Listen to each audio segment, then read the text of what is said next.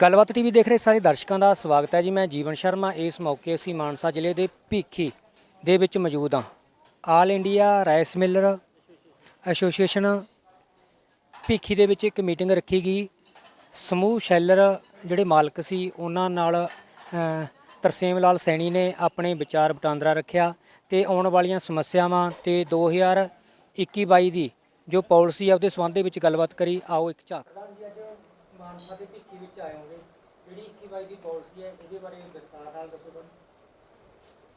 Main ਜਿਹੜਾ ਅੱਜ ਆਉਣ ਦਾ ਮੇਰਾ ਪਰਪਸ ਇਹੀ ਸੀਗਾ, ਇਹ ਪਾਲਿਸੀ ਹੈ ਜਿਹੜੀ ਸਰਕਾਰ ਨਵੀਂ ਜਿਹੜੀ ਚਾਹੁੰਦੀ ਹੈ ਕੇਂਦਰ ਸਰਕਾਰ, ਉਹਦੇ 'ਚ ਜੀਰੀ ਦੀਆਂ, ਕਣਕ ਦੀਆਂ ਅਤੇ ਚਾਵਲ ਦੀਆਂ ਸਪੈਸੀਫਿਕੇਸ਼ਨ ਨੂੰ ਚੇਂਜ ਕਰਨਾ ਚਾਹੁੰਦੀ ਹੈ।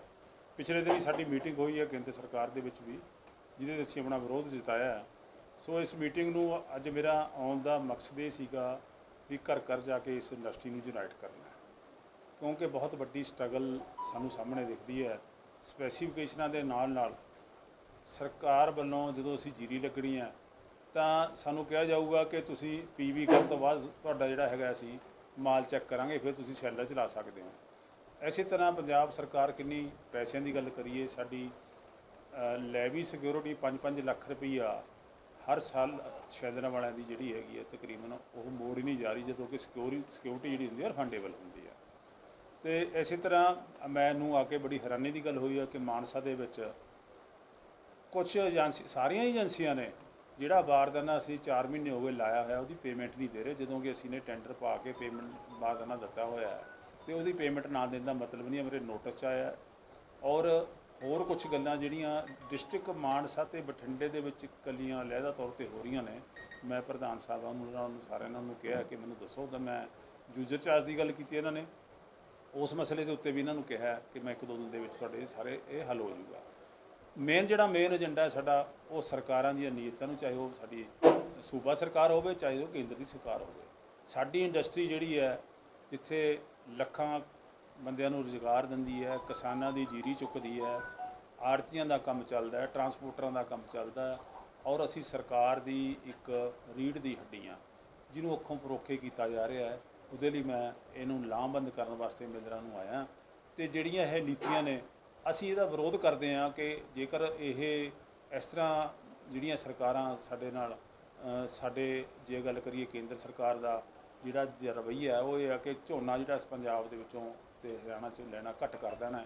ਅੱਜ ਉਹਦੇ ਬਾਰੇ ਸੁਚੇਤ ਵੀ ਕਰਨਾ ਹੈ ਨਾ ਮਿਲਰਾਂ ਨੂੰ ਕਿ ਸਾਰੀਆਂ ਸਟੇਟਾਂ ਦੇ ਵਿੱਚ ਸਰਪਲਸ ਪੈਡੀ ਹੋ ਰਹੀ ਹੈ, ਸਾਨੂੰ ਕਿਵੇਂ ਕੰਮ ਕਰਨਾ ਚਾਹੀਦਾ। ਸੋ ਉਹਦੇ ਬਾਰੇ ਇੰਡਸਟਰੀ ਨੂੰ ਅਵੇਅਰਨੈਸ, ਜਾਗਰੂਕ ਕਰਨਾ, ਏਕਤਾ ਕਰਨੀ, ਇਹਨਾਂ ਨੂੰ ਘਰ ਘਰ ਜਾ ਕੇ ਦੱਸਣਾ। ਅਤੇ ਇੱਕ ਸਭ ਤੋਂ ਵੱਡੀ ਮੈਂ ਇਹਨਾਂ ਤੋਂ ਮੰਗ ਲਿੱਤੀ ਹੈ ਕਿ ਆਪਣੇ ਕਿਸੇ ਕਿਸਮ ਦੇ ਸੈਂਟਰ ਲੈਵਲ ਦੇ ਗਿਲੇ ਸ਼ਿਕਵੇ ਮਿਟਾ ਕੇ ਉਹ ਤਕੜੇ ਹੋਣ, ਔਰ ਉਹ ਕੋਈ ਐਸੀ ਮੰਗ ਨਹੀਂ ਹੋਊਗੀ ਚਾਹੇ ਉਹ ਕੇਂਦਰ ਨਾਲ ਸੰਬੰਧਿਤ ਹੈ ਚਾਹੇ ਪੰਜਾਬ ਸਰਕਾਰ ਨਾਲ ਹੈ। ਜਿਹੜੀ ਪੰਜਾਬ ਰਾਈਸ ਮਿਲਰ ਐਸੋਸੀਏਸ਼ਨ ਮੇਰੀ ਸਾਰੀ ਕਾਰਜਕਾਰਨੀ ਔਰ ਮੇਰੇ ਸਾਰੇ ਜ਼ਿਲ੍ਹਾ ਪ੍ਰਧਾਨ ਸਾਹਿਬਾਨ ਸਾਰੇ ਇਸ ਗੱਲ 'ਚ ਤਕੜੇ ਨੇ। ਔਰ ਅੱਜ ਮੈਨੂੰ ਵਿਸ਼ਵਾਸ ਦਿਵਾਇਆ, ਔਰ ਮੈਨੂੰ ਬੜੀ ਖੁਸ਼ੀ ਦੀ ਗੱਲ ਹੈ ਕਿ ਮੈਂ ਅੱਜ ਤੋਂ 10 ਸਾਲ ਪਹਿਲਾਂ ਵੀ ਮਾਨਸਾ ਦੇ ਇਸ ਭਿੱਖੀ ਸੈਂਟਰ ਤੋਂ ਸ਼ੁਰੂਆਤ ਕੀਤੀ ਸੀ। ਸ਼ਾਇਦ ਇਹਨਾਂ ਨੂੰ ਭਿੱਖੀ ਦੇ ਸ਼ੈਲਰ ਵਾਲਿਆਂ ਨੂੰ ਮੈਂ ਆਲਰੇਡੀ ਟੇਕਅਪ ਕੀਤਾ ਮਸਲਾ। ਸੋ ਅਸੀਂ ਉਹ ਯੂਨਿਟੀ ਲੈ ਕੇ ਮੈਂ ਸਾਰੇ ਪੰਜਾਬ 'ਚ ਘੁੰਮਿਆ ਸੀ। ਅੱਜ ਵੀ ਮੈਂ ਸ਼ੁਰੂਆਤ ਇੱਥੋਂ ਹੀ ਕੀਤੀ ਹੈ ਅਤੇ ਮੈਨੂੰ ਆਸ ਹੈ ਕਿ ਮੈਂ ਪੰਜਾਬ ਦੇ ਇਕੱਲੇ ਬੰਦੇ ਨੂੰ ਯੂਨਾਈਟ ਕਰਕੇ ਹਿੰਦੁਸਤਾਨ ਦੇ ਵਿੱਚ, ਕਿਉਂਕਿ ਮੈਂ ਆਲ ਇੰਡੀਆ ਨੂੰ ਵੀ ਰਿਪਰੈਜ਼ੈਂਟ ਕਰਦਾ, ਕਿ ਮੈਂ ਸਟੇਟਾਂ ਦੇ ਵਿੱਚ ਘੁੰਮਣਾ ਔਰ ਅਸੀਂ ਕੋਈ ਧੱਕੇਸ਼ਾਹੀ ਕਿਸੇ ਕਿਸਮ ਦੀ ਜਿਹੜੀ ਧੱਕੇਸ਼ਾਹੀ ਹੈ ਸਰਕਾਰਾਂ ਕਰਨੀਆਂ ਚਾਹੁੰਦੀਆਂ ਉਹਦੇ ਲਈ ਮੈਂ ਡਟ ਕੇ ਲੜਾਈ ਲੜੂੰਗਾ। ਔਰ ਸਾਡੀ ਇੰਡਸਟਰੀ ਵਾਸਤੇ, ਨੀਤੀਆਂ ਵਾਸਤੇ ਜੇ ਕੇਂਦਰ ਨਾਲ ਸੰਬੰਧਿਤ ਨੇ, ਔਰ ਅਫਸਰਸ਼ਾਹੀ ਜਿਹੜੀ ਖਾਸ ਕਰ FC ਦੀ ਲੁੱਟ ਖਸੁੱਟ ਹੈ, ਬਹੁਤ ਸ਼ਿਕਾਇਤਾਂ ਆਉਂਦੀਆਂ ਨੇ। FC ਦੇ ਵਿੱਚ ਕਰਪਸ਼ਨ ਬੜੇ ਜ਼ੋਰਾਂ ਲੈਵਲ 'ਤੇ ਹੈ। ਸੋ ਇਹਦੇ ਬਾਰੇ 'ਚ ਅਸੀਂ ਹਰ ਸਟੇਜ ਦੇ ਉੱਤੇ ਗੱਲ ਕੀਤੀ ਹੈ।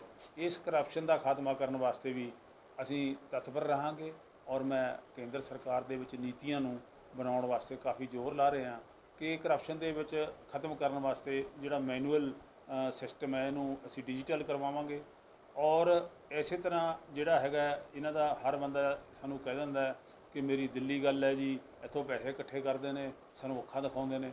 ਇਸ ਨੂੰ ਠੱਲ੍ਹ ਪਾਉਣ ਵਾਸਤੇ ਵੀ ਅਸੀਂ ਨੇ ਇਹ ਤਹਈਆ ਕੀਤਾ ਕਿ ਜੇਕਰ ਕੋਈ ਅਫਸਰ ਹੈ, ਕਿਉਂਕਿ ਪਿਛਲੇ ਦਿਨਾਂ ਦੇ ਵਿੱਚ ਵੀ ਉਹਨਾਂ CBA ਦਾ ਲੇਟੈਸਟ ਅਫਸਰ ਫੜਿਆ ਗਿਆ, CBA ਨੇ ਫੜਿਆ FC ਦੇ ਅਫਸਰਾਂ ਨੂੰ। ਸੋ ਚੱਲ ਰਿਹਾ ਅਭਿਆਨ ਇਹਨਾਂ ਦੇ ਖਿਲਾਫ। ਸੋ FC ਦੀ ਕਰਪਸ਼ਨ ਦੇ ਖਿਲਾਫ ਜਿਹੜੀ ਅਰਜੈਂਟਮੈਂਟ ਹੈ ਮਿਲਰਾਂ ਦੇ ਵਿੱਚ ਉਹ ਵੀ ਬਹੁਤ ਜ਼ਿਆਦਾ ਦੇਖੀ ਗਈ ਹੈ। ਮੈਂ ਉਹਨਾਂ ਦੀ ਉੱਚ ਅਥਾਰਟੀ ਨਾਲ ਹਮੇਸ਼ਾ, ਚਾਹੇ ਦਿੱਲੀ ਗੱਲ ਕਰਾਂ ਚਾਹੇ ਮੈਂ ਚੰਡੀਗੜ੍ਹ ਤੋਂ ਗੱਲ ਕਰਕੇ, ਇਹਨਾਂ ਗੱਲਾਂ ਦਾ ਵੀ ਜਿਹੜਾ ਮੈਂ ਕੋਈ ਹੱਲ ਲੱਭ ਕੇ ਦੇਵਾਂਗਾ ਤਾਂ ਕਿ ਮਿਲਰਾਂ ਨੂੰ ਐਕਸਪਲੋਇਟੇਸ਼ਨ ਨਾ ਕੀਤੀ ਜਾਵੇ ਔਰ ਕਰਪਸ਼ਨ 'ਚ ਨਾ ਲੁੱਟਿਆ ਜਾਵੇ। ਸਰ ਜਿਹੜੇ ਸ਼ੈਲਰ ਮਾਲਕ ਮਤਲਬ ਕਿ ਸਰਕਾਰ ਨਾਲ ਰਲ ਕੇ ਆਪਾਂ ਕਹਿੰਦੇ ਸਖਤੀ ਕਰਦੇ ਨੇ, ਉਹ ਇੱਕ ਸ਼ੈਲਰ ਕਰ ਲੈਂਦੇ, ਬਾਕੀ ਖੜੇ ਝਾਕਦੇ ਨੇ, ਉਹਨਾਂ ਵਾਸਤੇ ਮਤਲਬ ਕੀ ਚੇਤਾਵਨੀ ਹੋਊਗੀ ਤੁਹਾਡੀ? ਮੈਂ ਬਿਲਕੁਲ ਸਾਰਿਆਂ ਨੂੰ ਕਹਿ ਕੇ ਹਟਿਆ ਵੀ ਜੇਕਰ ਕੋਈ ਬੰਦਾ ਸਾਡੀ ਰੋਟੀ ਰੋਜੀ ਦਾ ਖਿਲਵਾੜ ਕਰਦਾ, ਚਾਹੇ ਉਹ ਸ਼ੈਲਰ ਵਾਲਾ ਵੀ ਹੈ, ਕਿਉਂਕਿ ਹਰ ਸ਼ੈਲਰ ਵਾਲੇ ਸਾਨੂੰ ਦੱਸ ਰਹੇ ਨੇ ਕਿ ਕੁਝ ਸ਼ੈਲਰ ਵਾਲੇ ਜਿਹੜੀਆਂ ਕਾਲੀਆਂ ਭੇਡਾਂ ਨੇ ਉਹ ਲਿਆ ਕੇ ਰੀਸਾਈਕਲਿੰਗ ਦਾ ਅਮਾਲ ਕਰਦੀਆਂ ਨੇ, ਜੀਰੀ ਮਤਲਬ ਜਮ੍ਹਾਂ ਖਰਚ ਕਰਵਾ ਕੇ 202 ਲੱਖ ਤੇ ਟਪਾਤੀ, ਜਿਹਦੇ ਕਰਕੇ ਸਰਕਾਰ ਨੂੰ ਵੀ ਨਬੋਸੀ ਖਾਣੀ ਪਈ, ਪੰਜਾਬ ਸਰਕਾਰ ਨੂੰ। ਔਰ ਕੇਂਦਰ ਦੇ ਵਿੱਚ ਕਿਹਾ ਜਾਂਦਾ ਵੀ ਤੁਸੀਂ ਇਹ ਇੰਨਾ ਮਾਲ ਕਿੱਥੋਂ ਲਿਆਂਦਾ? ਜੇਕਰ 40 ਲੱਖ ਟਨ ਪਿਛਲੇ ਸਾਲ ਨਾਲੋਂ ਸਾਡਾ ਮਾਲ ਵੱਧ ਗਿਆ ਹੁੰਦਾ ਤਾਂ ਸਾਡੇ ਜਿਹੜੇ ਕਿਸਾਨ ਨੇ ਕਿੰਨੀ ਖੁਸ਼ਹਾਲੀ ਹੁੰਦੀ। ਇੱਕ ਫਸਲ ਦਾ ਪੈਸਾ ਫਾਲਤੂ ਹੈ 40 ਲੱਖ ਟਨ, ਇਹ ਛੋਟੀ ਮੋਟੀ ਅਮਾਊਂਟ ਨਹੀਂ ਹੈ, ਪਰ ਇਹ ਬੋਕਸ ਸੀ। ਸੋ ਇਹਦੇ 'ਚ ਕਾਫੀ ਜ਼ਿਆਦਾਤਰ ਬੋਕਸ ਹੋਣ ਕਰਕੇ ਸਾਡੀ ਇੰਡਸਟਰੀ ਨੂੰ ਵੀ ਨੁਕਸਾਨ ਹੋਇਆ। ਮੈਂ ਇਹਨਾਂ ਬੰਦਿਆਂ ਨੂੰ ਕਿਹਾ ਕਿ 1-2 ਵਾਲੇ ਜਿਹੜੇ ਗੱਲ ਹੋ ਗਈ, ਅਸੀਂ ਸੈਂਟਰ ਲੈਵਲ 'ਤੇ ਛੱਡਣਾ ਨਹੀਂ ਕੋਈ ਵੀ। ਜਿਹੜਾ ਬੰਦਾ ਗਲਤ ਕੰਮ ਕਰਦਾ ਹੈ, ਚਾਹੇ ਉਹ ਜਮ੍ਹਾਂ ਖਰਚ ਕਰਦਾ ਹੈ, ਚਾਹੇ ਉਹ ਬਾਹਰੋਂ PDS ਦਾ ਮਾਲ। ਔਰ ਮੈਂ ਕਿਸਾਨ ਜਥੇਬੰਦੀਆਂ ਨੂੰ ਵੀ ਅਪੀਲ ਕਰਦਾ ਕਿ ਕਿਸਾਨਾਂ ਦੇ ਵਾਸਤੇ ਬਹੁਤ ਵੱਡਾ ਇੱਕ ਇਹ ਪ੍ਰੋਬਲਮ ਆਊਗੀ ਕਿ ਸਾਡੀ ਜਿਹੜਾ ਝੋਨਾ ਉਹ ਵਿਕਣਾ ਨਹੀਂ ਹੈ। ਉਹਨਾਂ ਦਾ ਪਿਛਲੀ ਵਾਰੀ ਸਾਡਾ ਬਹੁਤ ਸਾਥ ਦਿੱਤਾ, ਬਹੁਤ ਟਰੱਕ ਫੜੇ ਨੇ। ਅਗਰ ਜੇ ਕਿਸਾਨ ਜਥੇਬੰਦੀਆਂ ਇਸ ਗੱਲ 'ਚ ਉਹ ਕੁੱਤਾ ਚੱਕਣਗੀਆਂ, ਪੰਜਾਬ ਰਾਈਸ ਮਿਲਰ ਐਸੋਸੀਏਸ਼ਨ ਪਿਛਲੀ ਤਰ੍ਹਾਂ ਅਸੀਂ ਇਹਨਾਂ ਦਾ ਧੰਨਵਾਦ ਕਰਦੇ ਹਾਂ ਕਿ ਗਲਤ ਝੋਨਾ, ਚਾਹੇ ਉਹ ਕਿਸਾਨ ਹੋਵੇ, ਚਾਹੇ ਕੋਈ ਉਹ ਆੜ੍ਹਤੀਆ ਹੋਵੇ, ਚਾਹੇ ਕੋਈ ਉਹ ਰਾਈਸ ਮਿਲਰ ਹੋਵੇ, ਅਸੀਂ ਉਹਨੂੰ ਬਿਲਕੁਲ ਹੋਣ ਨਹੀਂ ਦੇਣਾ। ਔਰ ਕਿਸਾਨ ਜਥੇਬੰਦੀਆਂ ਦਾ ਸਾਥ ਮੰਗਦੇ ਹਾਂ, ਕਿਉਂਕਿ ਦੂਜੇ ਸਟੇਟਾਂ ਦੀ ਜੀਰੀ ਜਦੋਂ ਆ ਕੇ ਵਿਕਦੀ ਹੈ, ਸਾਡੇ ਕੋਲ ਰੱਖਣ ਨੂੰ ਜਗ੍ਹਾ ਨਹੀਂ। ਔਰ ਕੱਲ੍ਹ ਨੂੰ ਮਤਲਬ ਕੇਂਦਰ ਨੇ ਸਾਡੇ 'ਤੇ ਇੱਕ ਵੈਂਡਿੰਗ ਲਾਤੀ, ਵੈਂਡਿੰਗ ਲਾ ਕੇ ਜਿਹੜੇ ਇਹ ਕੰਮ ਕਰਨ ਵਾਲੇ ਬੰਦੇ ਨੇ ਉਹ ਜੀਰੀ ਲਿਆ ਕੇ ਵੇਚਣਗੇ, ਸਾਡੇ ਕਿਸਾਨਾਂ ਦੀ ਜੀਰੀ ਪਈ ਰਹਿ ਜਾਊਗੀ।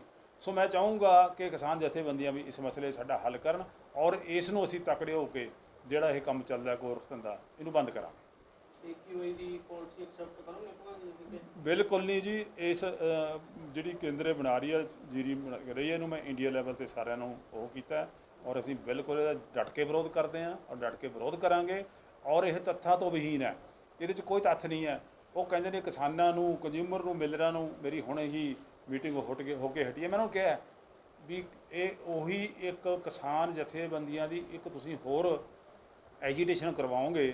16% ਤੋਂ 17 ਤੋਂ ਮੋਇਸਚਰ 16 ਕਢਾ ਰਹੇ ਹੋ, ਅਤੇ ਕਿਸਾਨ ਜਥੇਬੰਦੀਆਂ ਦਾ 20% ਮੋਇਸਚਰ ਮੰਗਦੀਆਂ ਨੇ।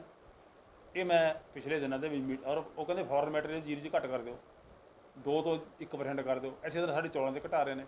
ਸੋ ਅਸਲੀ ਤਾਂ ਕਿਤੇ ਨਾ ਕਿਤੇ ਕੇਂਦਰ ਸਰਕਾਰ ਆਪਣਾ ਹੱਥ ਖਿੱਚਦੀ ਹੈ ਕਿ ਇੰਨਾ ਝੋਨਾ ਨਹੀਂ ਲੈਣਾ ਔਰ ਇੰਨੀ ਕਣਕ ਨਹੀਂ ਲੈਣੀ। ਇਹਦੇ ਵਿੱਚ ਸਾਡੇ ਜਿਹੜਾ ਪੰਜਾਬ ਦਾ ਹਿੱਤ ਹੈ ਉਹਨੂੰ ਸਾਰਿਆਂ ਨੂੰ ਬੈਠ ਕੇ ਦੇਖਣਾ ਪਊਗਾ। ਕੇਂਦਰ ਸਰਕਾਰ ਦਾ ਜੋ ਰਵੱਈਆ ਉਹ ਇਹ ਚਾਹੁੰਦੇ ਨੇ ਕਿ ਇਹ ਫਸਲਾਂ ਨੂੰ ਅਸੀਂ ਡਾਈਵਰਟ ਕਰੀਏ, ਕਨਵਰਟ ਕਰੀਏ। ਸਾਨੂੰ ਕੋਈ ਦਿੱਕਤ ਨਹੀਂ ਹੈ ਵੀ ਕਨਵਰਟ ਕਰਨਾ ਹੈ। ਉਹ ਕਿਸ ਤਰ੍ਹਾਂ ਕਰਨਾ ਹੈ? ਕਿਸਾਨ ਜਥੇਬੰਦੀਆਂ ਨੂੰ ਲੈ ਕੇ, ਕਿਸਾਨਾਂ ਦੇ ਨਾਲ ਗੱਲ ਕਰਕੇ, ਜਿਹੜੀਆਂ ਉਹਦੀਆਂ ਡਿਵਰਸੀਫਿਕੇਸ਼ਨ ਦੀਆਂ ਮਤਲਬ ਫਸਲਾਂ ਨੇ ਉਹਨਾਂ ਨੂੰ ਕਿਵੇਂ ਕਰਨਾ, ਸਰਕਾਰਾਂ ਕਰਨ। ਸਾਡੀ ਇੰਡਸਟਰੀ ਕੁਛ ਨਹੀਂ ਕਹਿੰਦੀ, ਅਸੀਂ ਵੀ ਆਪਣੀ ਇੰਡਸਟਰੀ ਚੇਂਜ ਕਰ ਲਾਂਗੇ ਜੇ ਡਿਵਰਸੀਫਿਕੇਸ਼ਨ ਹੋਊਗੀ। ਪਰ ਜੇ ਫਾਰ ਦਾ ਬੈਟਰਮੈਂਟ ਆਫ ਸਾਡਾ ਪੰਜਾਬ ਹੁੰਦੀ ਹੈ ਡਿਵਰਸੀਫਿਕੇਸ਼ਨ, ਸਾਨੂੰ ਇਸ 'ਤੇ ਕੋਈ ਇਤਰਾਜ਼ ਨਹੀਂ ਨਾ ਕਿਸਾਨਾਂ ਨੂੰ ਹੋਏਗਾ। ਸੋ ਮੈਂ ਤਾਂ ਇਹ ਚਾਹੂੰਗਾ ਕਿ ਜੇ ਵੀ ਉਹਨਾਂ ਨੇ ਕੰਮ ਕਰਨਾ ਹੈ ਉਹ ਸਾਡੀਆਂ ਕਿਸਾਨ ਜਥੇਬੰਦੀਆਂ ਨੂੰ, ਸਾਡੀਆਂ ਐਸੋਸੀਏਸ਼ਨਸ ਨੂੰ, ਮੈਨੂੰ ਆਲ ਇੰਡੀਆ ਲੈਵਲ 'ਤੇ ਵੀ ਉਹਨਾਂ ਨੇ ਬੁਲਾਇਆ, ਅਸੀਂ ਉਹਨਾਂ ਨੂੰ ਬੈਠ ਕੇ ਚਰਚਾ ਕਰਾਂਗੇ ਔਰ ਜਿਹਦੇ 'ਚ ਅਸੀਂ ਆਪਣਾ ਜ਼ੋਰਦਾਰ ਜਿਹੜਾ ਵਿਰੋਧ ਹੈ ਜਤਾਇਆ। ਗੱਲਬਾਤ TV ਦੀ ਵਿਸ਼ੇਸ਼ ਰਿਪੋਰਟ ਭੀਖੀ।